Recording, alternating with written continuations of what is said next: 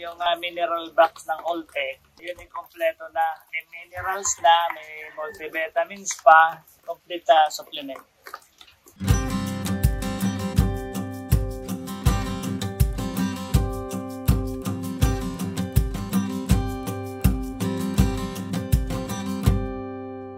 Sir Geddy, nakita naman po natin na talagang ang pagsasaka po o ang farming ay not all sunshine po.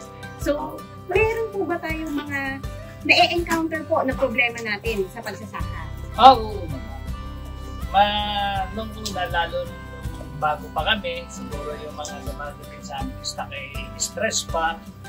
Merong nagasa, merong nakiklaim yung hindi nakiklimatize pa, meron ng sipo. Meron ding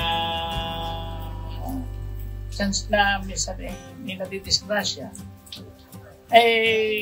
Pero as of now, ang na-encounter na lang natin, minsan may naagasan ako yun. Tsaka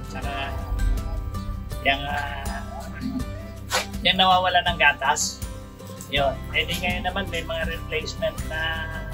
replacer na gatas na nabubuhay na. Once na in-apply yan.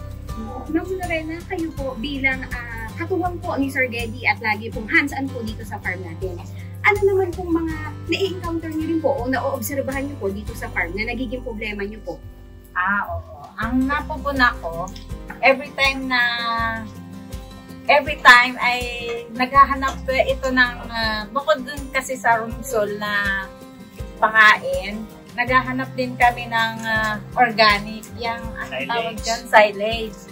Malimit ay hanap ay hanap kasi yan daw ang organic. Aside po sa pagpapakain po natin ng mga kids po at sa packages, meron pa po ba tayong ibang ginagawa po upang mas mapag-ibay po ang kalusugan ng ating mga alaga? Oo, meron yung mineral box ng Alltech. Yun yung kompleto na. May minerals na, may multivitamins pa, as in